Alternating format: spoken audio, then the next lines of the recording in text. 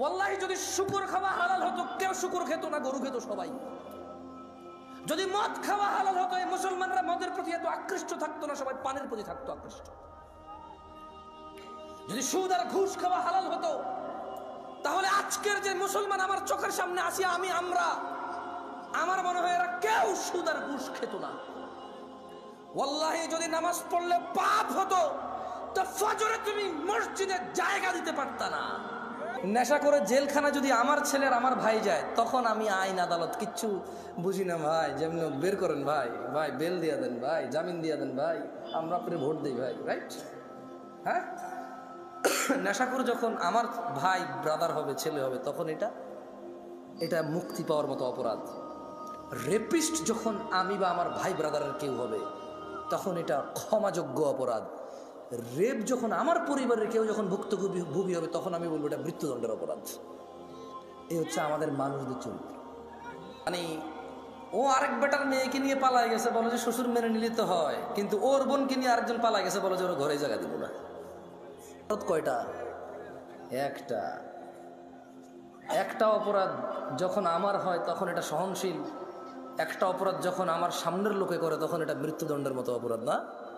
আয়োগ যখন মোবাইল চুরি হয় আল্লাহর কাছে চোরের হেদায়েত চায়, তো গান বাজনা কি হারাম নাকি? হারাম না? তো নিজের জন্য তো সে চাইলো না, সেও তো হারাম কাজে লিপ্ত। ওপেন প্রকাশ্যে আল্লাহকে মাফ করুক, হেদায়েত দিকে আমিন। অবাক লাগে যখন সিনেমার নায়ক নায়িকারা বলে যে ইনশাল্লাহ এই সিনেমা চলবে, অনেক বেশি মানুষ দেখবে। আল্লাহ নাকি চাইবে ওর সিনেমা দেখুক। ইনশাল্লাহ মানে আল্লাহ চাইলে, ইনশাল্লাহ মানে আল্লাহ যেটা চায় না, এটা তো 1450 বছর আগে বলে দিয়েছে রে ভাই, আমি এটা চাই না। আস্তাগফিরুল্লাহ, 1450 বছর আগে আল্লাহ বলে দিয়েছে না যে আমি এটা চাই না। কোথায় বলছে? বলবো? আল্লাহ বলছে কুল, ও মুহাম্মদ সাল্লাল্লাহু আলাইহি সাল্লাম বলে দেন। কাকে বলবে বলেন তো? কাকে বলবে? আমাদের বলবে। ইন্নামা হাররামা রাব্বিয়াল ফাওয়াহিশ, মুহাম্মদ সাল্লাল্লাহু আলাইহি ওয়াসাল্লাম বলে দিন আপনার উম্মতদের, বলে দিন এই পৃথিবীবাসীকে, ইন্নামা হাররামা রাব্বি, নিশ্চয় আমার প্রতিপালক নিষিদ্ধ করেছে, হারাম করেছে, আল ফাওয়াহিশ, অশ্লীলতাকে, মা যাহারা মিনহা ওয়া মা বাতান, যে নোংরামো প্রকাশ্যে হয় আর যে নোংরামো গোপনে হয়। গান বাজনা কি গোপন হয় না প্রকাশ্যে হয়? গায়ে হলুদ গোপনে না প্রকাশ্যে? গায়ে হলুদ গোপনে না প্রকাশ্যে?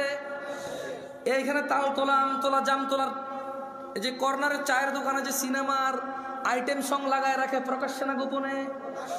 ট্যাক্সি ড্রাইভার, সিএনজি চালক একটা ডেস্কের মধ্যে গান বাজনা নাচ লাগায় রাখছে, প্রকাশ্যে না গোপনে? ঘরের ভিতরে বাপ মা, ছেলে মেয়ে, নাতি নাতনি, ভাতিজা সবাই মিলে ড্রয়িং রুমে বিশাল বড় 52 ইঞ্চি টিভি লাগায় রাখছে, হিন্দি সিরিয়াল চলে, প্রকাশ্যে না গোপনে? তো 1450 বছর আগে আমাদের রব বলেছে, বলে দিন সিগারেট যে খায় প্রকাশ্যে না গোপনে? সিগারেট কি গোপনে না প্রকাশ্যে খায়? দাড়ি কি প্রকাশ্যে কাটে না গোপনে কাটে? দাড়ি কি প্রকাশ্যে কাটে না গোপনে কাটে? দাড়ি কি প্রকাশ্যে কাটে না গোপনে কাটে? টাকনুর নিচে প্যান্ট কি প্রকাশ্যে না গোপনে? টাকনুর নিচে প্যান্ট কি প্রকাশ্যে না গোপনে? ওই যে মহিলা এইভাবে খালি গায়ে হাঁটে, প্রকাশ্যে না গোপনে?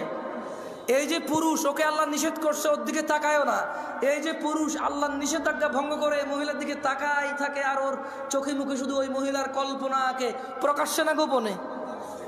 তো গোপনে কোনটা? গোপনে আপাতত আজকাল বেশিরভাগই এখানে। গোপনে আজকাল বেশিরভাগ কোথায়? এইখানে ডিভাইসে। কোথায়? ডিভাইসে, এনি কাইন্ড অফ ইলেকট্রনিক্স ডিভাইসে আজকাল গোপনে। আল্লাহ আমাদেরকে আশ্রয় দিক, আমাকে আশ্রয় দিক। এটা চালাতে জানাটাই ভুল।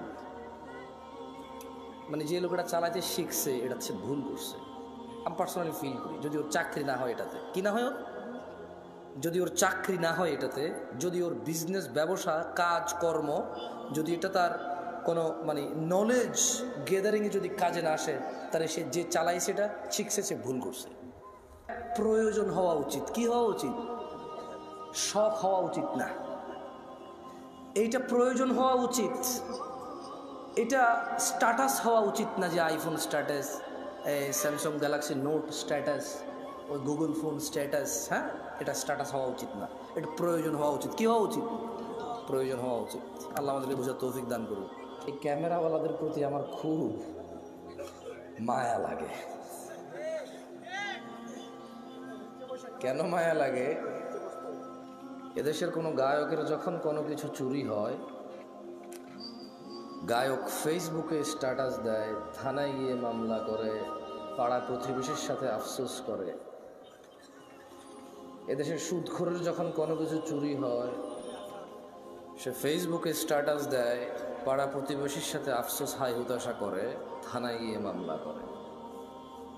মামলা মোকদ্দমা সবই ঠিক আছে, কিন্তু সে হাই হুতাশ করে আর বলে, আল্লাহ তুমি চোরকে হেদায়েত দাও, সে আমার কত বড় ক্ষতি করছে। মোবাইলে কতগুলো নাম্বার ছিল, মোবাইলে কি ছিল?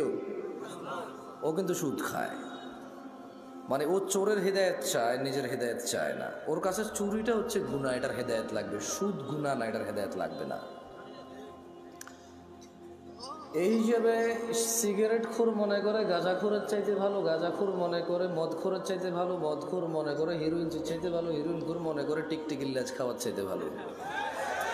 আমার মতো জামশেদ মজুমদার হুজুর মনে করে দাড়ি টুপি রাখা সব চাইতে ভালো কাজ, কিন্তু মানুষের সাথে দুর্ব্যবহার করা খারাপ কাজ না। ফোনে এসে আসা লোকগুলো আমরা যখন পরামর্শ দিই মানুষকে, আমরা ভুলে যাই আল্লাহ বলেছি, ইয়া আইয়ুহাল্লাযীনা আমানু, হে তোমরা যারা ঈমান এনেছো, লিমা তাকুল, এমন কথা বলো কেন, মা লা তাফআলুন, যা তোমরা করতে পারবা না নিজেরাই। কাবুরা মাকতান ইনদাল্লাহি আন তাকুলু মা লা তাফআলুন, নিশ্চয় আল্লাহর কাছে ঘৃণিত কাজ হচ্ছে এমন কিছু যা তুমি অন্যকে বলো কিন্তু তুমি নিজে করো না। কেমন?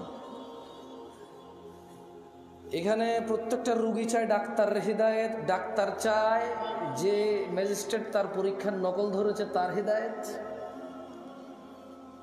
হুজুর চায় মাহফিল কমিটির হিদায়েত কারণ টাকা কম দিছে, মাহফিল কমিটি চায় হুজুরের হিদায়েত, টাকা কন্ট্রাক্ট করা ছাড়া আসতে চাচ্ছে না। কেউ নিজের হিদায়েত চায় না, প্রত্যেক ব্যক্তি অন্যের হিদায়েত নিয়ে এখানে ব্যস্ত। লা হাওলা ওয়ালা কুওয়াতা ইল্লা বিল্লাহিল আলিয়্যিল আযীম। এমত অবস্থায় এখানে মানুষ কিভাবে ভালো হব আমরা, যেখানে আমি সবসময় অন্যের ভালো চাই, নিজের ভালো চাই না। এবং অন্যকে আমি বলি আমি যে তোমার ভালো চাই এটা তুমি বিশ্বাস করো, আমি কিন্তু নিজের ভালোই চাই না, আপনারা যে ভালো চাই এটা বিশ্বাস করার জন্য আপনাকে বলি আমি। মাহফিলগুলো গায়ে হলুদের অনুষ্ঠান যেমন বিয়েতে অপ্রয়োজনীয়, ইদানিংকাল মাহফিলগুলো ইসলামের মধ্যে ইবাদতের নামে এরকম গায়ে হলুদের মতো হয়ে গেছে। প্রচুর মেলা হইতো, জাহালাত ছিল, মানুষের অজ্ঞতা ছিল। ঠান্ডার সময় প্রচুর মেলা হইতো, মেলা, বটকা, বাঁশি, ওই কাঠের বানানো পাখি, এভাবে পোলা পাইনি লাকড়ে ধরে দুটা চাকা থাকে, ক্যাঁ ক্যাঁ ক্যাঁ পা, সারাদিন বাজে এই সময়গুলোতে। তো মানুষ কিছু দিনদারি কর্মকাজে নিজেকে নিযুক্ত করতে গিয়ে ওইসব মেলা বন্ধ হয়েছে, এটা ভালো হয়েছে। কিন্তু যেটা ভালো অল্টারনেটিভ হয়েছে সেটা আরও বেশি খারাপ হচ্ছে। মেলা হারাম সব সময় সব আলেমরা বলে, সব সাধারণ মুসল্লিরা এগ্রি করে। ওয়াজ যদি বলি হারাম, কেউ এগ্রি করবে? করবে না। কিন্তু এই ওয়াজগুলো বাংলাদেশের সংস্কৃতি অথবা একটা এলাকার ঐতিহ্যে পরিণত হয়েছে, এর বেশি আর কিছুই না। আপাতত এখানে উপস্থিত আপনারা যারা আছেন, আপনাদেরকে এখন পরীক্ষা করলেই চলবে। তোমাদের যাদের ক্যামেরা আমার দিকে করা আছে থাক, কারো দিকে করিও না। এখানে আপনারা মিনিমাম 60% মানুষ এসব নামাজ পড়েন নাই আজকে। না না না না, আপনারা বিশ্বাস করি না তো ভাই। ফজরে আমি যাই তো দেখি কয়, কারণ বাইনানা ওয়া বাইনাল মুনাফিকিন, আল্লাহ নবী একজন সাহাবী বলছে যে নিশ্চয়ই আমাদের এবং মুনাফিকদের মধ্যে পার্থক্য কি? শুহুদুল ইশাই ওয়াস সুবহ লা ইস্তাতিউনাহুমা, মুনাফিকরা ফজরে আর ইশার নামাজ পড়তে পারে না। কেন? বহুত কষ্ট হয়ে যায় ওদের। আপনাদের মনে মুনাফিক বলছি না, আমার আবার মুখ খারাপ ভাই, সব কিছু নিজের উপরে নিয়ে নেন আপনারা। আমাকে এখানে আনছেন কথা বলার জন্য, আমি কথা বলবো, বুঝছেন? আমার সব কথা ধরা লাগবে না, কিছু উদাহরণ উদ্ধৃতি দেই, হয়তো অপ্রাসঙ্গিক হয়ে যেতে পারে, যেটা আমি মানুষ। যতক্ষণ আমি কোরআন পড়ে অনুবাদ করব ততক্ষণ ঠিক আছে, হাদিস পড়ে অনুবাদ করব ততক্ষণ ঠিক আছে। যখন আমি এগুলোকে আরও বেশি এক্সপ্লেন করার জন্য উদাহরণ উদ্ধৃতি দিব, তখন হয়তো কিছু ইররিলেভেন্ট কথা হয়ে যেতে পারে, ওগুলো আপনি না নিলেও চলবে। কেমন? আল্লাহ আমাদেরকে বুঝার তৌফিক দান করুন। এইখানে আপনারা কি এই এলাকার মান ইজ্জত বাঁচাইতে আসছেন নাকি জান্নাতের পথ সহজ করতে আসছেন? আসলে কি গত বছর ওয়াজে আসেন নাই আপনারা? তো এই গত পুরো এক বছর তো 2023 সাল থেকে 24 তো নামাজ পড়েন নাই, তো শুধু জুমা পড়ছেন আর ঈদের নামাজ পড়ছেন। এই আমি মিসাও তা করি, ভুল বলতেছি আমি? এর আগের বছর ওয়াজে আসেন নাই? এখনো 2টা সূরা পারেন না তো? আমি যদি এখন 40 বছর কাউকে এখানে দাঁড় করাই, তার জীবনে সে 20 বছর ওয়াজ শুনছে, এরকম সে বলতে মিনিমাম 20 বছর সে শুনছে, মানে এরকম উপস্থিত হয়েছে মিনিমাম। কিন্তু এই 20 বছর ওয়াজ শুনে সে এখনো একটা সূরা মুখস্থ করতে পারে নাই, মানে এই ওয়াজ থেকে সে কিছু নিতে পারে নাই। আগামী 200 বছর যদি এই লোক ওয়াজ শুনে ওর কিচ্ছু হবে না। কুফুরির মধ্যে পার্থক্য হচ্ছে নামাজ ছেড়ে দেওয়া। তো কাফের আর মুসলমানের তো বিয়ে টেকে না। বাইনাল আবদি ওয়া বাইনাশ শিরকি ওয়াল কুফর তারকুস সালাহ। বান্দা শিরিক আর কুফুরির মধ্যে পার্থক্য হচ্ছে নামাজ ত্যাগ করা। তো বেনামাজি নামাজি যদি বউ জামাই হয়, টিকবে না, তো থাকবে না এই সংসার। খুব সিম্পল লজিক।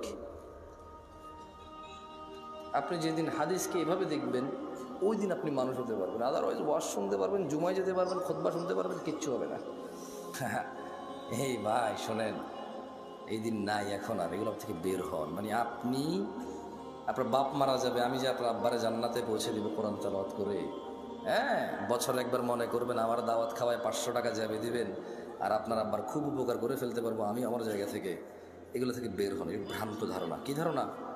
না না, আমি আপনার জন্য দোয়া করলে কিছু হবে না তা আমি বলতেছি না, বাট আপনি যে সিস্টেমের তারতিব সেটিং করে রাখছেন, যে স্ট্রাকচার দাঁড় করেছেন যে this is the only way, আপনার বাপের জন্য আমি হচ্ছি ওয়ে, এটা ঠিক না। এই ভ্রান্ত ধারণা থেকে বের হতে হবে। কেমন দেখেন, আন আবি হুরায়রা রাদিয়াল্লাহু আনহু, আবু হুরায়রা রাদিয়াল্লাহু আনহু থেকে বর্ণিত, তিনি বলেন, ক্বালা রাসূলুল্লাহ সাল্লাল্লাহু আলাইহি ওয়াসাল্লাম, আল্লাহর রাসূল সাল্লাল্লাহু আলাইহি ওয়াসাল্লাম বলেছে, মান সালাকা তরিকান ইয়ালতামিসু ফীহি ইলমা, যে ব্যক্তি জ্ঞান অর্জনের জন্য পথ চলতে শুরু করলো, সাহহালাল্লাহু লাহু তরিকান ইলাল জান্নাহ, আল্লাহ তার জন্য জান্নাতের পথকে সহজ করে দেবে। মাহফিলে আসা যদি জ্ঞান অর্জনের উদ্দেশ্য হয়, তাহলে যে জান্নাতে যেতে পুলসিরাত পার হইতে হয়, সেই জান্নাতের পুলসিরাত সহজ হবে ইনশাআল্লাহ। যদি আজকের এই উপস্থিতি আপনার ইলম অর্জনের উদ্দেশ্য হয়, তবে যেই জান্নাতে না গেলে জাহান্নামে প্রবেশ করতে হবে, অন্য কোনো অপশন নাই, সেই জান্নাতের পথ সহজ হবে। যদি আজকের এই মাহফিল থেকে ইলম অর্জন করে নিয়ে যান, তবে আল্লাহ যে কঠোর দণ্ডের কথা বলেছে, মহাশাস্তির কথা বলেছে, সেখান থেকে মুক্তি পেয়ে যে জান্নাতে মানুষ প্রবেশ করবে, আল্লাহর সন্তুষ্টি নিয়ে আল্লাহর জান্নাতে যাবে, এখান থেকে জ্ঞান অর্জন করে গেলে সে জান্নাত সহজ হবে। কারা কারা আল্লাহর পরিবারে অন্তর্ভুক্ত হতে চান? আল্লাহ তাআলা কবুল করুন। কেমনে হবেন না শিখে? এমনি হয়ে যাবে কবুল। বলেন কেমনে হবেন আল্লাহর পরিবার?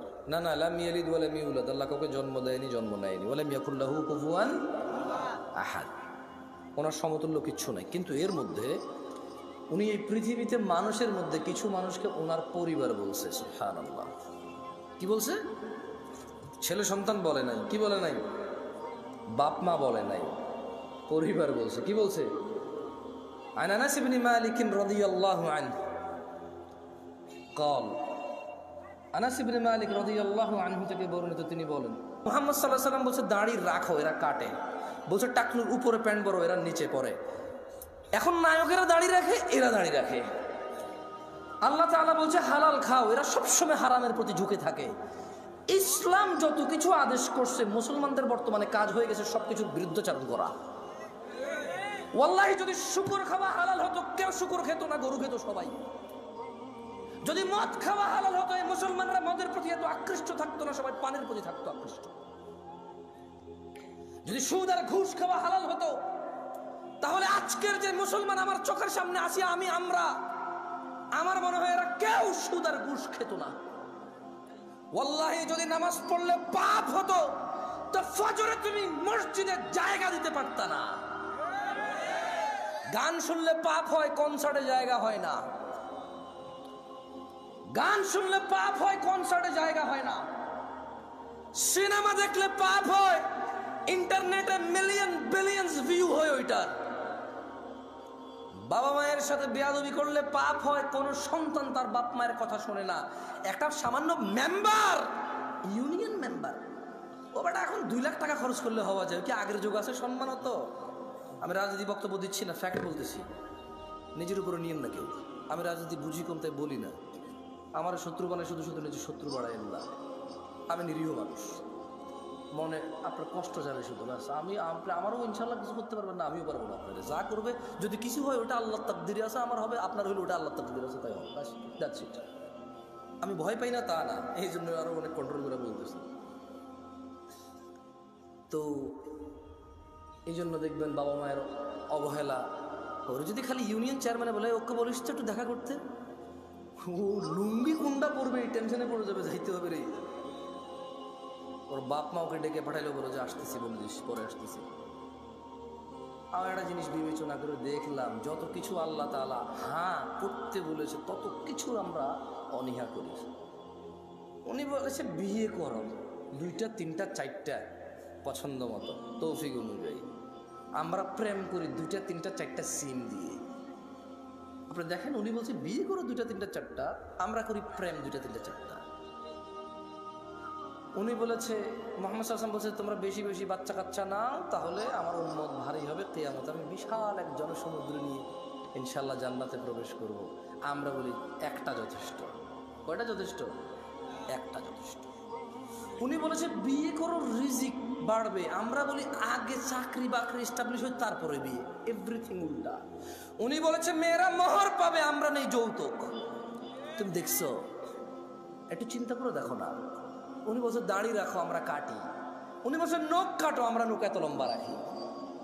তুমি বুঝতেছো না ভাই, আসলে এটা ও নখ রাখার শখ না, জাস্ট আল্লাহর বিরুদ্ধাচারণ করা, রাসূলের বিরুদ্ধাচারণ করাই হচ্ছে ওর উদ্দেশ্য। ওর জীবনের একটা এইম হয়ে গেছে। এই যে এখানে দাড়ি কাটা মানুষগুলো বসে আছে, ওরা যদি বলা হয় এই দাড়ি যদি তুই না কাটিস ভাই তোর কি লস, একটা লস দেখাইতে পারবে না। কয়টা লস দেখাইতে পারবে না? একটা সিঙ্গেল লস দেখাইতে পারবে না। ওরা যদি সায়েন্টিফিকলি ডাক্তার, আমি তো ডাক্তার না, তবে এখন সায়েন্টিফিকলি ডাক্তাররা যে দাড়ি কাটার কতগুলা ক্ষতি, আমি একটা আর্টিকেল পড়তেছিলাম, 17টা ক্ষতি আছে দাড়ি কাটার। কয়টা ক্ষতি? এর মধ্যে হরমোন কমে যায়। কি কমে যায়? মানে বাচ্চা কাচ্চা হওয়ার চান্সেস কমে যাবে, কারণ দাড়ি থেকে নাকি, দাড়ি যেটা থেকে ওঠে, মানে দাড়ির যে গোড়াটা দেখছেন সাদা সাদা থাকে না, ওটা নাকি মানুষের হরমোন গ্রোথ ভালো রাখে, মানুষের স্কিন ডিজিজে অনেক হেল্প করে দাড়ি। সুবহানাল্লাহ। আমরা তো এত কিছু মনে করে রাখি না, সুন্নাহ হিসেবে রাখি। আলহামদুলিল্লাহ। কি হিসেবে রাখি? হরমোন আর স্কিনের জন্য রাখি না, জান্নাতের জন্য রাখি। আল্লাহ কবুল করুন, আমিন। সো যে যার নিয়ত অনুযায়ী পাবে। ইহুদি নাসারারা এখন দাড়ি রাখে কেন? হরমোন গ্রোথ ভালো রাখার জন্য, স্কিন প্রোটেক্ট করার জন্য। আমরা রাখি জান্নাতে যাওয়ার জন্য। তো আমরা একটা জিনিস চিন্তা করলাম যে মসজিদে মানুষ নেই, কনসার্টে কেন মানুষ? কারণ মসজিদে আসতে বলা হয়েছে এই জন্য আসে না, কনসার্টে যেতে নিশ্চিত করছে এই জন্য যায়, নাথিং এলস। আচ্ছা, শীতকালে সব মানুষ জ্যাকেট, কুর্তা, পাঞ্জাবি, জুব্বা, তারপর হচ্ছে চাদর, তোয়ালা, কানটুপি, নাকটুপি, মাস্ক, হাত মোজা, পা মোজা সব কিছু দেয়। কারো কাছে অত্যাচার মনে হয় না এটা। কিন্তু যখনই পর্দা করার জন্য শুধু বোরখা পড়তে বলা হয়, সবার কাছে অত্যাচার মনে হয়।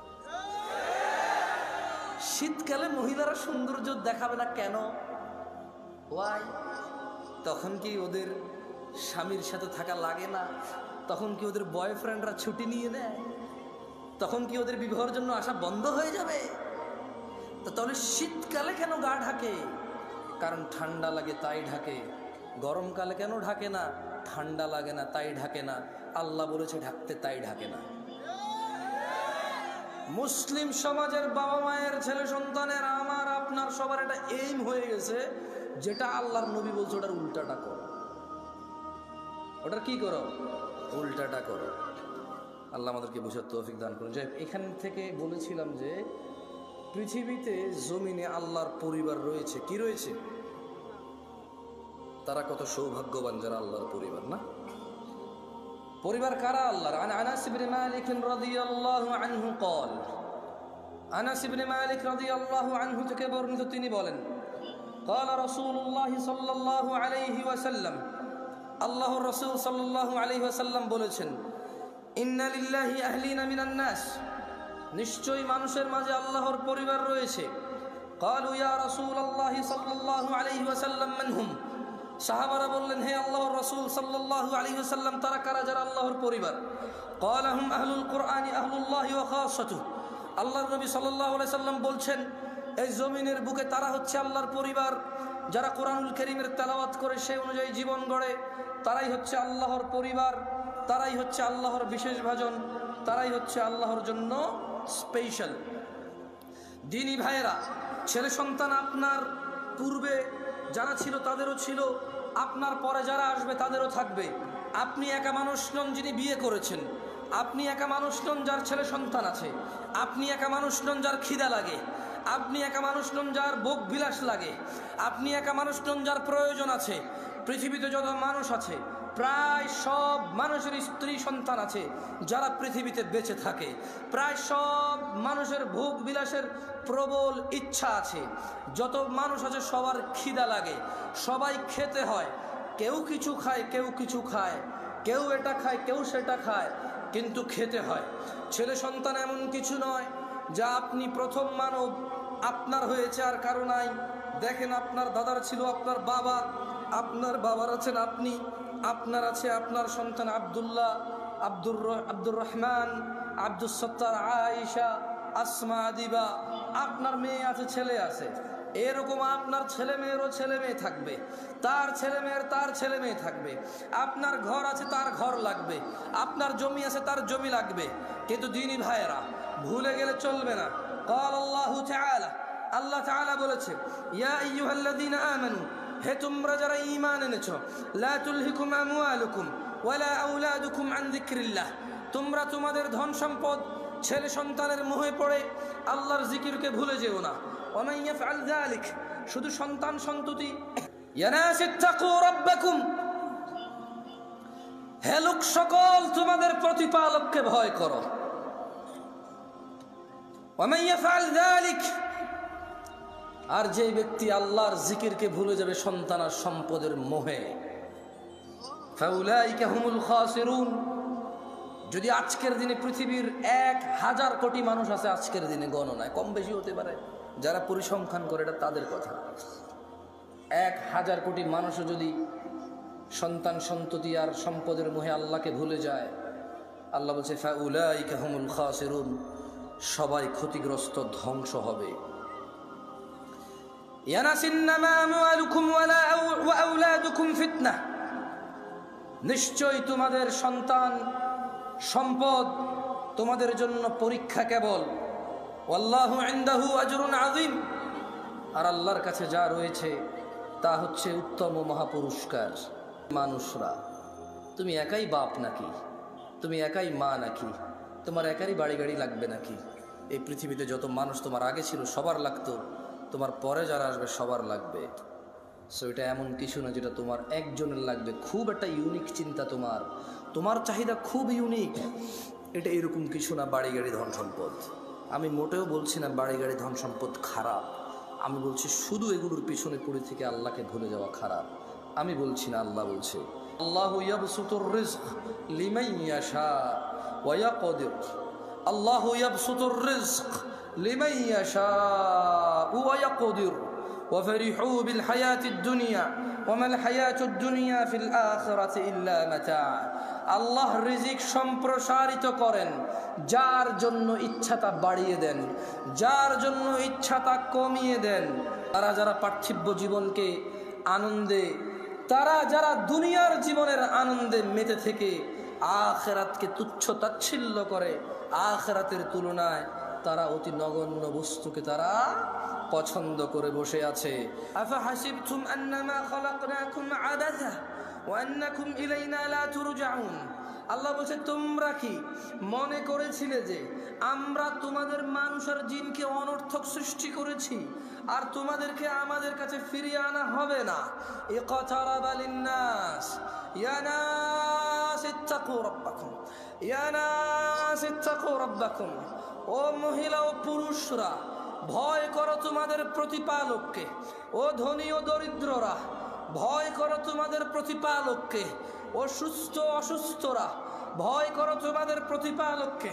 اقترب للناس حسابهم وهم في غفلة معرضون মানুষের হিসাব নিকেশের সময় চলে আসছে ওয়াহুম ফি গাফলাতিন মুরিদুন অথচ তারা উদাসীনতায় অথচ তারা খেয়ালিপনায় অথচ তারা হেলায় ফেলায় মেতে আছে মগ্ন হয়ে আছে ইয়া নাস ইত্তাকু রাব্বাকুম ইয়া আইয়ুহান নাস হে মানুষ ইন্না ওয়া'দাল্লাহি হক নিশ্চয় আল্লাহর ওয়াদা সত্য ফালা তাগুররান্নাকুমুল হায়াতুদ দুনিয়া ওয়ালা ইয়াগুররান্নাকুম বিল্লাহিল গরুর অতএব দুনিয়ার জীবন যেন তোমাদের কিছুতেই প্রতারণা না করতে পারে হে মানুষ আল্লাহর ওয়াদা সত্য অতএব যেন দুনিয়ার জীবন তোমাদের প্রতারিত না করতে পারে ইন্নাশ শাইতানা লাকুম আদু নিশ্চয় শয়তান তোমাদের শত্রু ফাত্তাখিদুহু আদু শয়তানকে তোমরা শত্রু হিসেবে নাও ইন্নামা ইয়াদউ হিজবাহু লিয়াকুনু মিন আসহাবিস সাঈর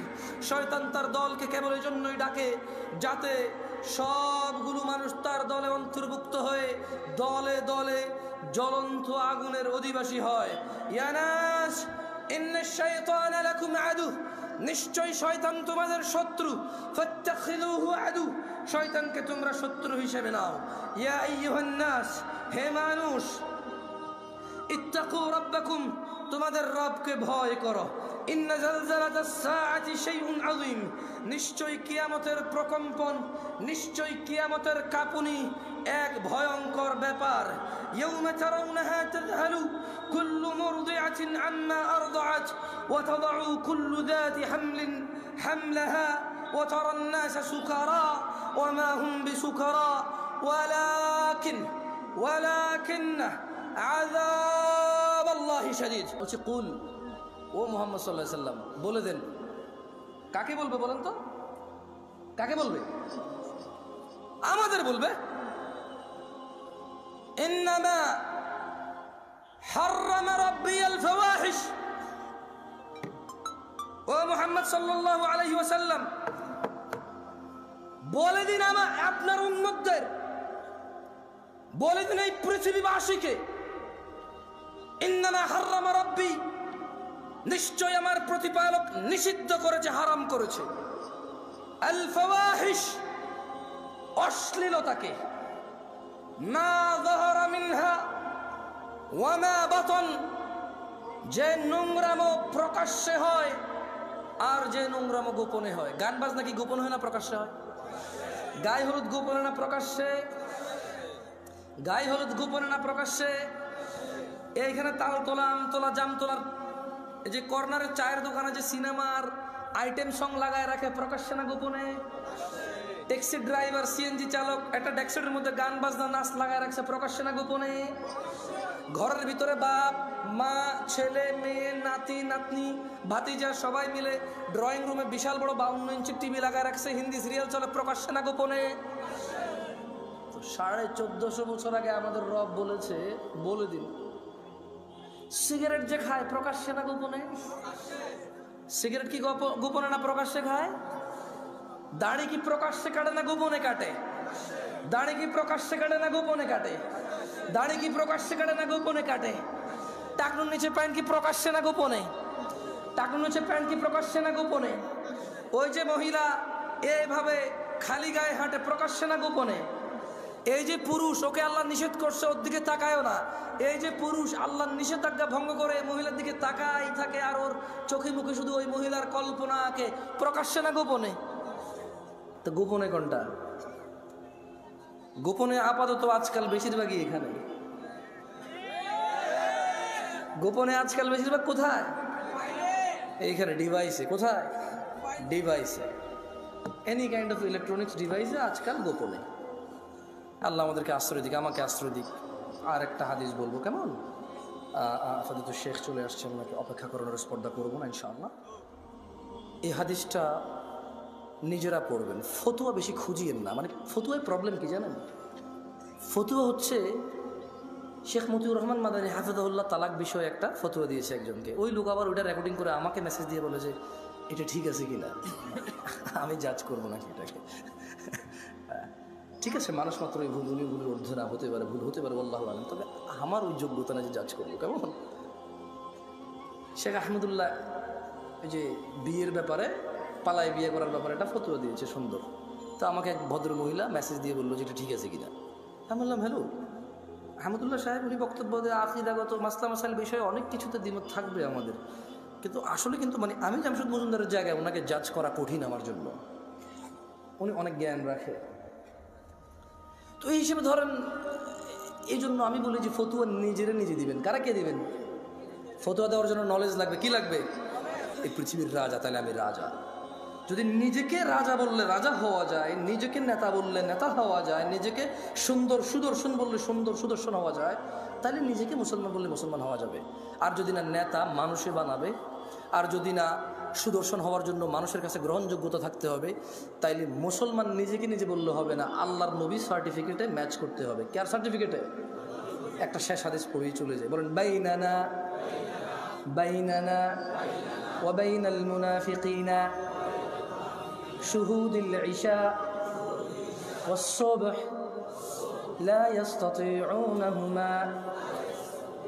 আল্লাহ নবী সাল্লাল্লাহু আলাইহি ওয়াসাল্লাম বলছে যে আমাদের মধ্যে মানে মুসলমানদের এবং মুনাফিক এদের মধ্যে পার্থক্য হচ্ছে এরা ঈশা আর ফজরের নামাজ উপস্থিত হতে পারে না, এদের জন্য খুব কঠিন। আকুলু কওলি হাযা ওয়াস্তাগফিরুল্লাহ লি ওয়া লিসাইরিল মুমিনিন ফাস্তাগফিরুহু ইন্নাহু হুয়াল গফুরুর রহিম। সুবহানাকাল্লাহুম্মা ওয়া বিহামদিকা আশহাদু আল্লা ইলাহা ইল্লা আনতা আস্তাগফিরুকা ওয়া আতুবু ইলাইক।